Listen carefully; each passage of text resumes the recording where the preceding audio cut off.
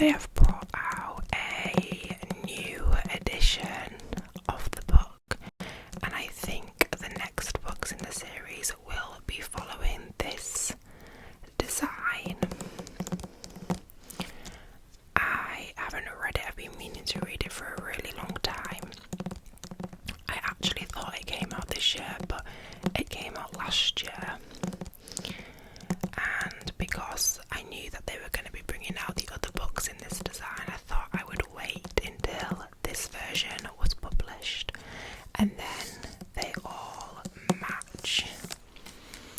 So this is what this edition looks like, and it has the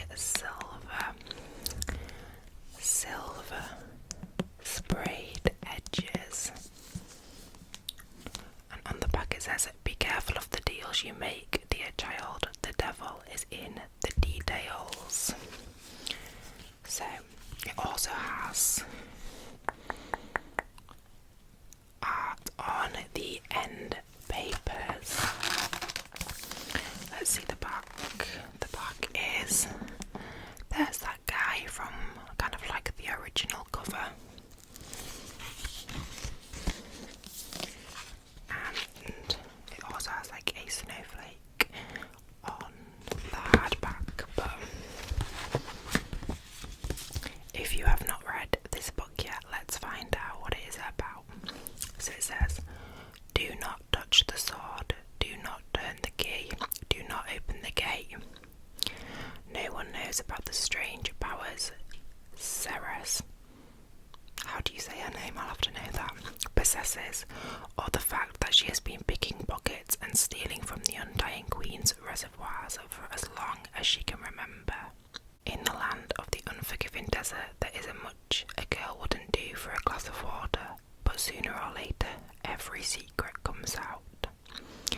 When Ceres comes face to face with death himself, she inadvertently reopens a gateway between realms and is transported to a land of ice and snow. The Fae have always been the stuff of myth, of legend, of nightmares.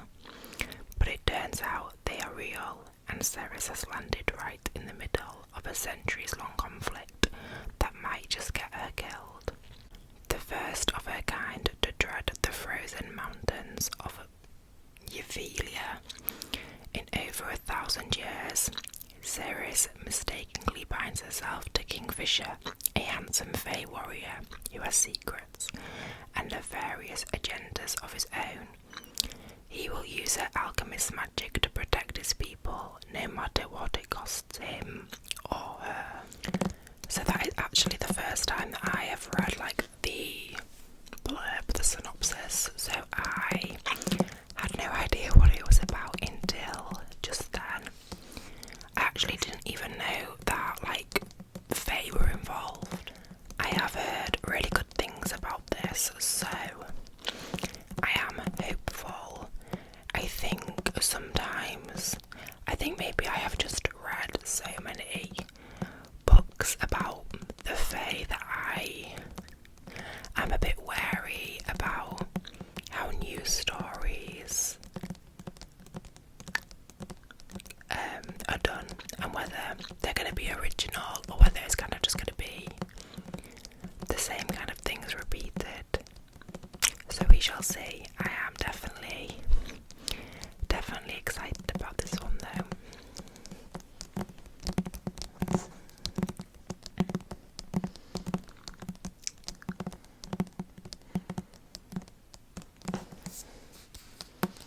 It is a big book. I think the next book comes out sometime this year or maybe early next year, I'm unsure.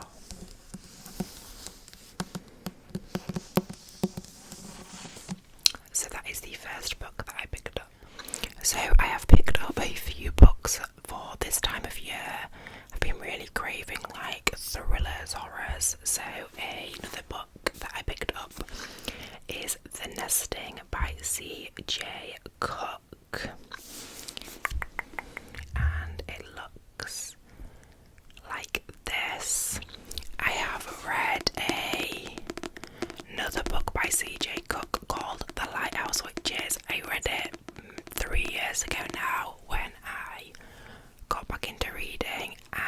is one that I recommend reading at this time of year all the time, so I am interested in reading some more of her books and to see if I enjoyed them like I enjoyed The Lighthouse Witches. So let's find out what this one is about. It says, a house stands alone in the woods. Deep in the forests of Norway, Lexi finds a fresh start with Tom and his 2 young daughters working as their new nanny. The darkness creeps closer, but Lexi is telling lies, and she's not the only one. This family has a history, and this place has a past. Something was destroyed to build this house, and in the dark, dark woods, a menacing presence lurks. Lexi must protect the children in her care, but protect them from what?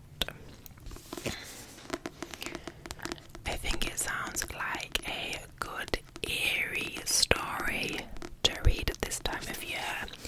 It's also under 400 pages, which I love in like a thriller. I usually find thrillers like really easy to get through, so I am basically gonna finish my current read, and then for the next maybe month and a half, I am gonna be reading thrillers and horrors.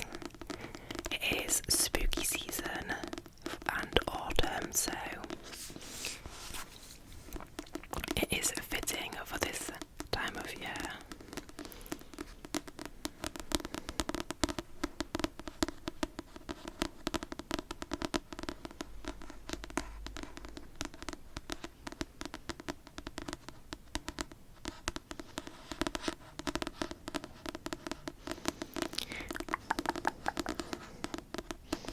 So that is The Nesting.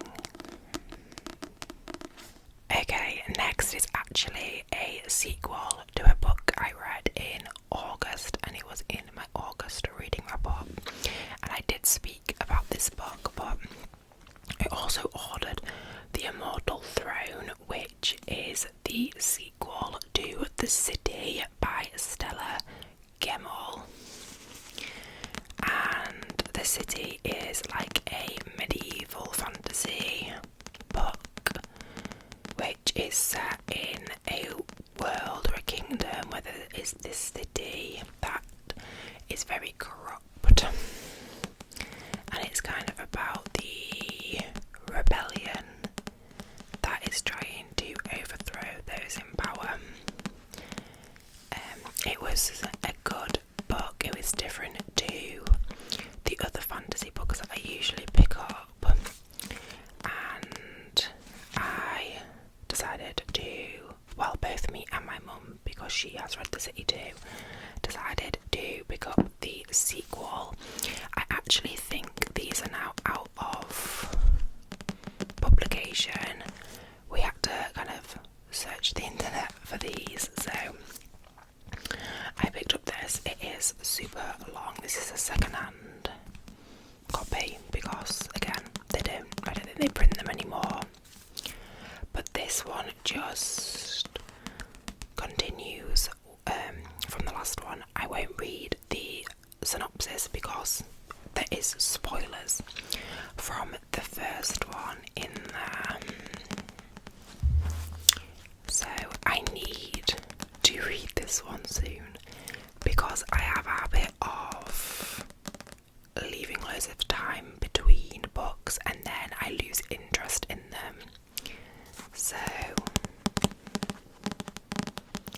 like, even now, I only read The City in August, and even though I enjoyed it, I still don't have an urge to pick this up. So we shall see, but I did pick this up anyway. The Immortal Throne, and it says some crave it, others fear it, but there is one who will rise above it. I then picked up All Hallows by Christopher Golden. This is definitely giving those Halloween obviously the name and also the cover. I love how the cover kind of looks like a 90s or 80s vintage like video, but I have been spending some time in the horror section, as you can probably tell. But this says, it's Halloween night 1984 in Coventry, Massachusetts, and two families are unravelling. The proposers have opened their annual Haunted Woods attraction in the forest behind the house they're about to lose. The Sweeneys are fighting about alcoholism and infidelity on their front lawn. Up the street, a high school senior is about to have her secrets exposed, while down the street, the truth about Ruth and Zach Burgess turns out to be even more horrifying than the rumours ever were. And all the while, 4 children who do not belong are walking door to door. Children in vintage costumes with faded, eerie makeup. Children who seem terrified and who beg the neighbourhood kids to hide them away, to keep them safe from the cunning man. But with families falling apart and the community splintered by bitterness, who will save the children of Permenter Road? All Hallows, the one night when everything is a mask. So it feels like a classic. It feels like it has that kind of like classic Halloween, classic horror edge, which I'm really liking at the moment. I'm really into like a vintage Halloween, vintage Christmas at the moment, so this seems like the perfect book for that. I have a Halloween haul coming next week, and you will see kind of all the vintage vibes in that haul. So this is definitely one that I am going to read on the run up to Halloween. It is again under 400 pages, so perfect.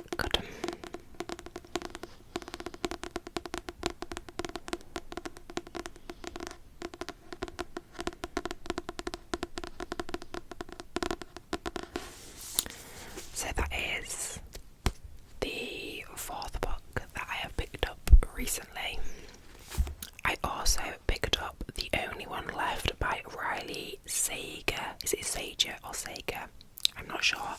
A very popular book. I see this everywhere, but I haven't read anything by her. It's the international bestseller, and I really wanted to read some of her books, and I thought this would be a good one to start with because I've heard like good things about her. I think it's one of her most popular ones. She is a female, isn't she? I don't know. I'm pretty sure she is. So I picked up this. I love the cover. And it says, everyone believes that Lenora Hope is a mass murderer. Already, we've got Lenora. It's very Gothic. When the Hope family was massacred decades ago, she was the only one left alive after that tragic night. Mute, paralysed and confined to a wheelchair, Lenora has never been able to tell her side of the story, until her new living caregiver, Kit, brings her a typewriter, and with one working finger, Lenora begins to type, "I want to tell you everything." It sounds a bit like The Silent Patient. I was going to say The English Patient, but that's a film. The Silent Patient.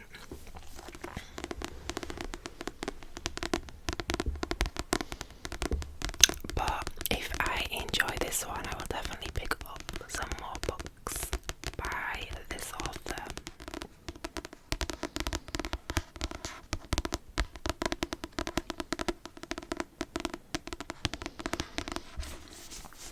So, very excited for that one.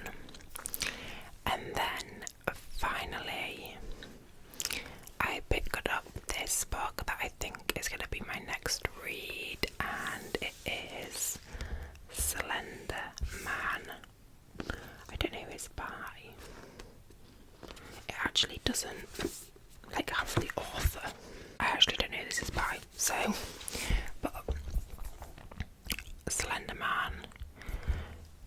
assuming that we've all heard of like Slender Man. So this is like just over 300 pages, and it basically says Lauren Bailey has disappeared. As her friends and the police search for answers, Matt Barker begins to dream of trees and black skies and something drawing closer. Through fragments of journals, blog posts and messages, a sinister, slender figure emerges, and all diversions between fiction and delusion, between nightmare and reality, begin to fall. The urban legend of the Slender Man has inspired short fiction, viral videos, and a feature film. Gathered from online whispers, Matt's story reveals the true power of the internet's most terrifying creation. He does scare me. I do feel like I will only be able to read this when someone else is in the house. I was with my mum when I bought this, and she couldn't even look at the cover. And I don't blame her, to be honest. But I thought this would be a good one to kind of put that kind of scary feeling into me. Hopefully not too scary. Maybe.